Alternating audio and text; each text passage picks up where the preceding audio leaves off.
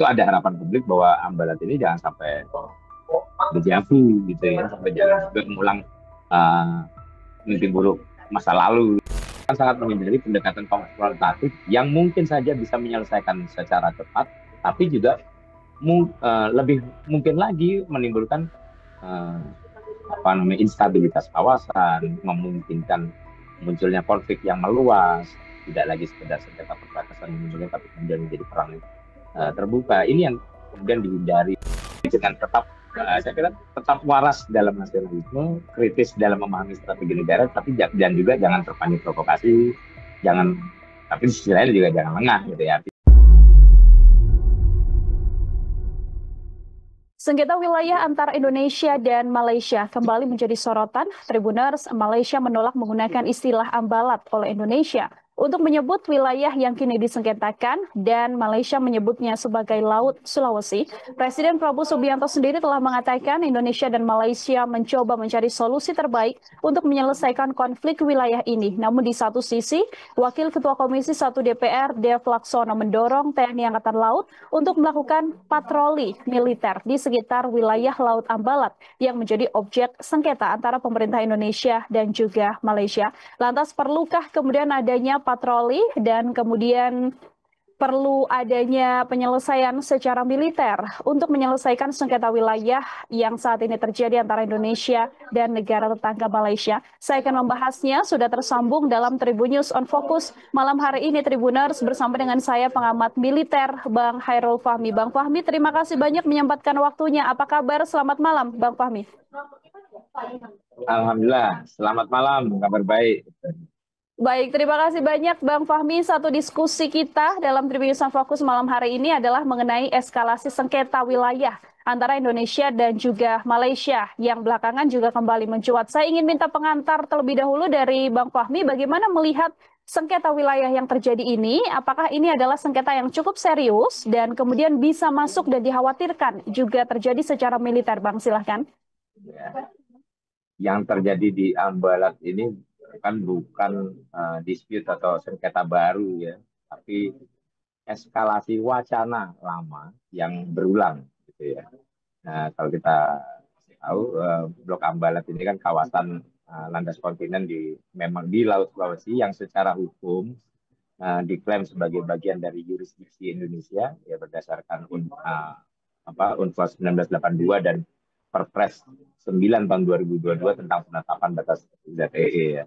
Tapi sejak 2002 Malaysia juga memang kita tahu mengklaim wilayah ini ya, bahkan sempat memberi konsesi eksplorasi migas pada Shell dan Petronas gitu ya. Kemudian juga terjadi beberapa insiden antara kapal angkatan laut kita dengan kapal apa namanya tentara laut Malaysia. Nah, itu juga beberapa kali terjadi. Kemudian yang muncul sekarang sebenarnya kan klaim verbal ya, bukan tindakan militer atau tindakan diplomatik langsung ya.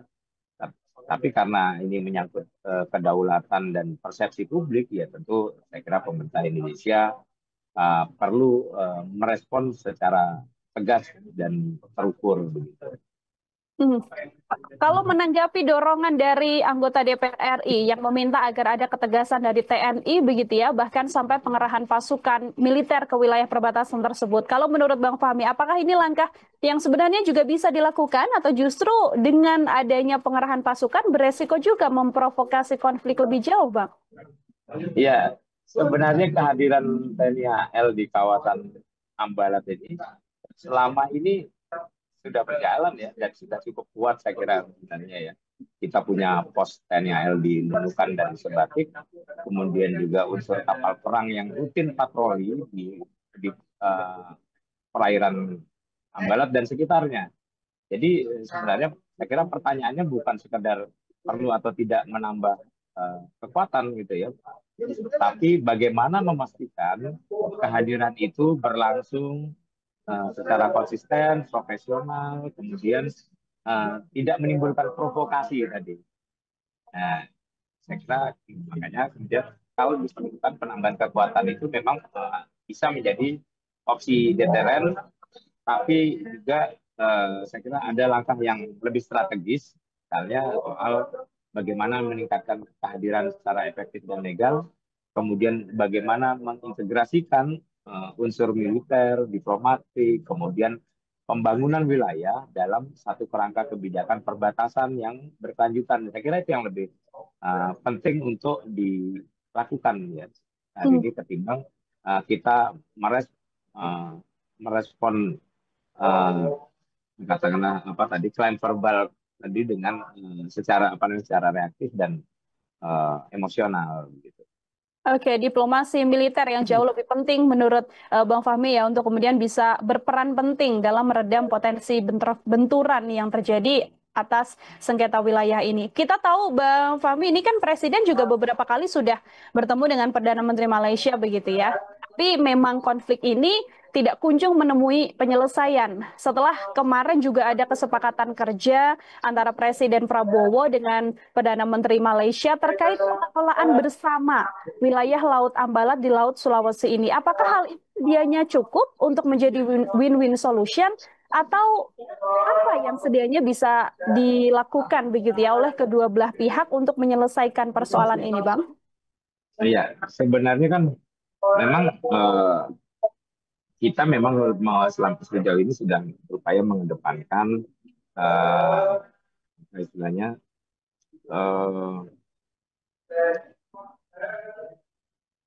pendekatan damai ya dan kolaboratif yang komprehensif dalam penyelesaian sengketa Ambalat ini. Pendekatan ini kemudian menekankan dialog diplomatik, kerjasama teknis, kemudian juga penanganan perselisihan secara bertanggung jawab tanpa memicu ketegangan di kawasan. Itu yang saya kira sudah disadari dan disepakati oleh kedua belah pihak ini. Kemudian tapi di sisi lain memang apa namanya kita harus akui bahwa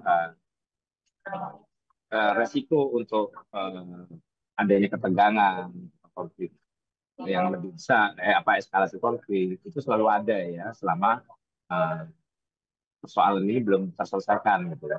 Tapi saya kira sejauh ini masih bisa terkendali dan relatif resiko itu menjadi sangat kecil selama memang kedua negara mengedepankan komunikasi gitu ya. Indonesia, kita tahu Indonesia Malaysia ini punya sejarah panjang hubungan bilateral yang sangat yang kuat walaupun punya kompleksitas tapi iya tetap kuat gitu ya.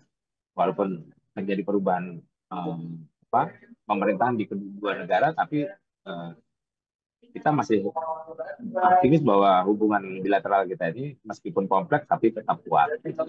Karena kita lihat kita punya mekanisme komunikasi militer bilateral, kemudian punya forum-forum high level committee yang antara Malaysia dan Indonesia.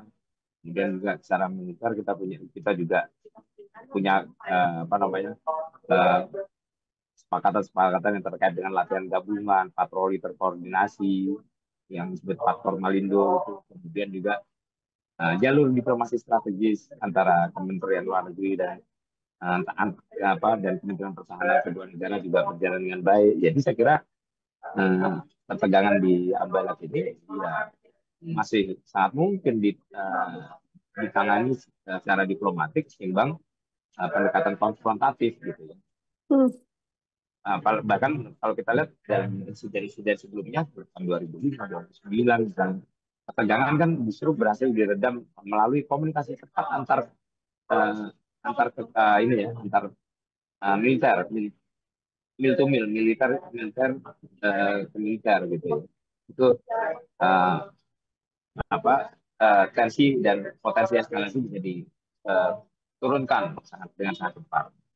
Nah, cuman kita juga sebenarnya memiliki sedikit problem traumatik gitu ya karena publik juga memahami bahwa kita pernah kehilangan Pulau Sipadan dan Libutan sehingga ada kekhawatiran yang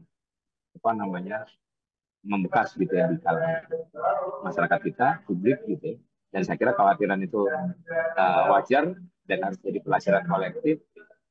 Kita pernah kalah dalam kasus Sipadan kita di Mahkamah Internasional, tapi saya kira itu bukan karena sekedar klaim lemah secara geografis, tapi karena memang Malaysia dinilai lebih aktif secara administratif dan pengelolaan wilayah. Mereka bangun mercusuar, ada patroli rutin, kemudian mereka juga menunjukkan effective occupation gitu ya. Nah, sehingga kayak tentu ada harapan publik bahwa Ambalat ini jangan sampai dejavu gitu ya, sampai jangan sampai mengulang mimpi buruk masa lalu gitu ya. Sehingga ya wajar jika kemudian ada harapan-harapan, desakan-desakan dari baik dari kalangan politisi maupun dari kalangan masyarakat. Abang, kalau kita melihat konflik yang sedianya ini sudah terjadi cukup lama, begitu Bang Fahmi. Apa sedianya sih Bang, kalau dari kacamata Bang Fahmi, kesulitan yang mungkin dihadapi begitu ya dalam menyelesaikan konflik ini? Karena kalau kita lihat kan beberapa kali yang sudah dilakukan adalah diplomasi begitu. Tapi kenapa kemudian masalah ini belum sampai titik final dan kembali mencuat sampai yang terakhir saat ini, Bang? Ya, di manapun ya konflik perbatasan, konflik sengketa wilayah itu selalu memiliki kompleksitas gitu ya. Dan ini bukan sesuatu yang berlarut sebenarnya, tapi memang dibutuhkan kehati-hatian, dibutuhkan kecermatan juga bagi masing-masing negara yang bersengketa. Ini juga mereka juga membutuhkan rencana-rencana strategis untuk sampai dengan upaya penyelesaian yang dimana mereka tidak dirugikan gitu. Itu selalu begitu, makanya kesannya kemudian penyelesaian konflik perbatasan maupun sengketa wilayah ini selalu kesannya menjadi lama, bertele-tele atau berlarut gitu. Padahal sebenarnya ini sesuatu yang on progress, tapi karena masing-masing negara menjaga kehati-hatian, menjaga kecermatan dan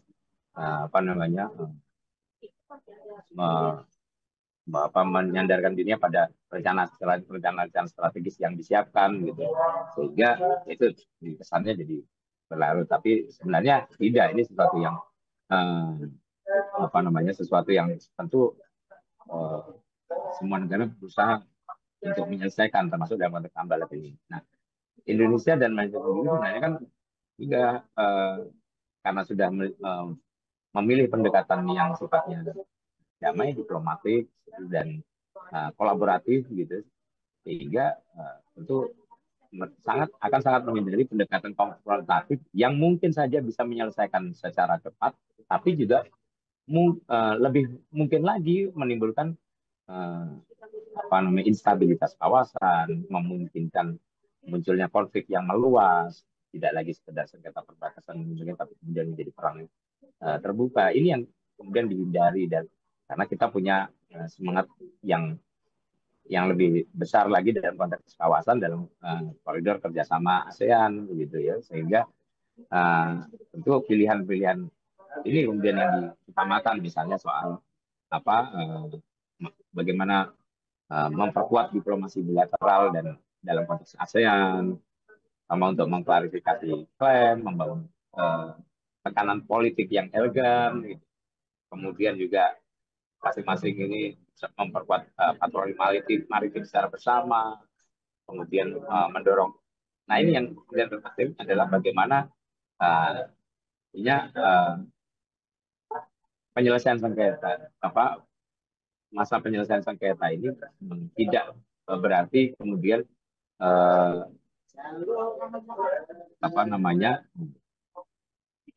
kerjasama dalam upaya-upaya dalam rangka mengelola potensi-potensi di Ambalat ini bisa menjadi terkendala atau terbengkalai gitu ya. Nah, makanya kemudian dipilih pendekatan-pendekatan yang sifatnya kolaboratif tadi untuk bisa meskipun sengketanya belum terselesaikan, tapi kita masih berpeluang untuk secara bersama memanfaatkan potensi-potensi di Ambalat ini. Saya kira opsi yang lebih baik daripada opsi konfrontatif tadi. Kita bisa misalnya ya mengelola apa namanya ya karena di sana potensi migas dan sebagainya yang saat mungkin untuk dikelola bersama. Gitu. Hmm. Artinya sejauh ini kalau dari penilaian Bang Fahmi, sikap yang ditunjukkan oleh pemerintah Indonesia untuk menyelesaikan konflik ini masih on the track ya Bang ya? Masih on the track ya, masih saya kira masih sangat on the track dan eh, apa kolaborasi ini saya kira tidak apa namanya tidak melemahkan posisi Indonesia gitu ya. Kolaborasi ini justru saya kira ini instrumen diplomasi cerdas gitu ya. Pertama karena bisa menghindarkan konflik terbuka, kemudian bisa menciptakan saling pengertian, kemudian yang terakhir ya bisa menstabilkan kawasan. Tapi tentunya tadi ya kolaborasi tidak boleh jadi kompromi atas kedaulatan. Nah, artinya terkait dengan klaim verbal yang disampaikan oleh pejabat Malaysia itu, ya saya kira kita tetap harus pertama menegaskan penolakan terhadap klaim terhadap setiap klaim sepihak. Kedua, kita tetap harus apa namanya berupaya menegakkan batas-batas hukum internasional. Tapi ya, kita juga tadi mengelola perbedaan ini dengan cara yang dewasa, terukur, strategis, gitu ya, tidak dalam batas yang reaktif. Nah, sederhananya ya kita harus anu ya apa namanya tegas dalam prinsip, terbuka dalam pendekatan, tapi juga kuat dalam pengelolaan. Itu yang membedakan kemudian respon kita respon kita dengan respon dari apa namanya negara-negara yang selama ini memilih pendekatan reaktif dan konfrontatif dalam penyelesaian sengketa wilayah batasannya. Mhm. Oke, sejauh ini masih on the track untuk kemudian sama-sama mencari solusi dengan kepala dingin ya, Bang Fahmi ya, tanpa Ya betul. tasik yang Ya. ada di wilayah yang disengketakan ini. Kemudian Bang Fahmi kalau kita melihat begitu ya, jika bukan pengerahan pasukan dan kita juga harus berkaca dari yang sebelumnya sudah terjadi Sipadan Ligitan yang tadi juga disebutkan oleh Bang Fahmi, menurut Bang Fahmi strategi pertahanan alternatif apa yang kemudian bisa dilakukan begitu ya oleh Indonesia selain yang memang sekarang ini sudah terjadi untuk adanya kerjasama bersama dalam sisi ekonomi dan sebagainya. Adakah hal lain strategi yang mungkin juga bisa dilakukan, Bang? Ya tadi ya, saya kira kita tetap harus menjaga kehadiran kekuatan TNI, ya, terutama TNI AL secara intensif. Ya, artinya jangan sampai kendor. Kalau tadi sampaikan bahwa Komisi 1 DPR misalnya minta pemerintah untuk eh, menggelar patroli dan sebenarnya itu kan sudah terlaksana kan selama ini. Sehingga yang kita eh, harus pastikan adalah bahwa ini sesuatu yang dilakukan secara intensif, ya, artinya terus-menerus apa namanya, dan kelanjutan gitu ya.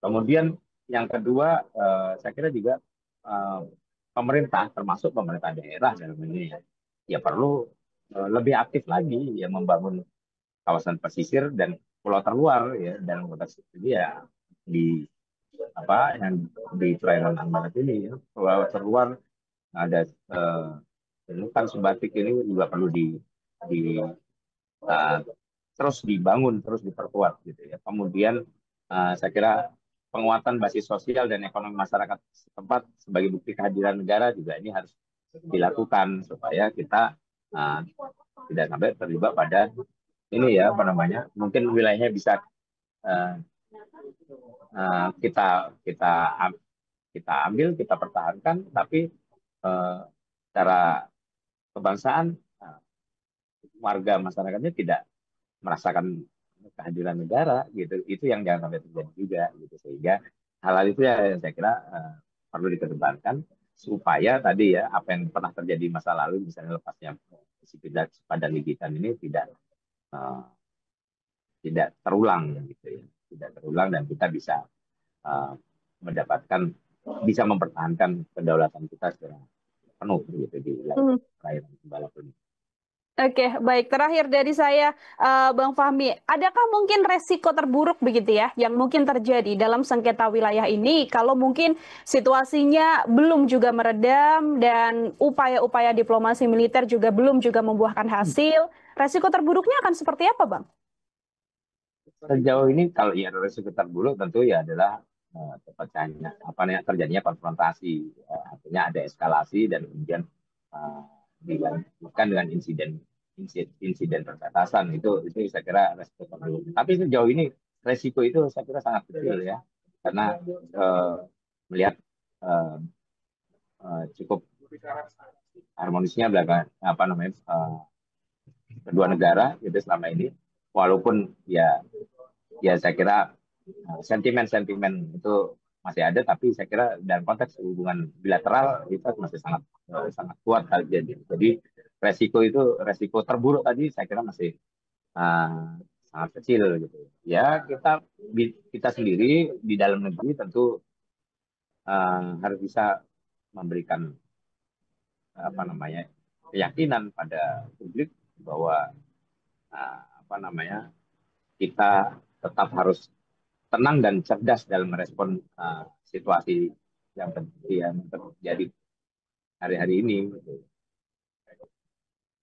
Masih jauh untuk kemudian kita melihat adanya konfrontasi langsung di wilayah sengketa, karena memang upaya-upaya diplomasi militernya masih cukup bagus ya Bang Fahmi ya, dan kita juga berharap agar situasi itu atau situasi konfrontasi langsung ini juga tidak terjadi seperti itu.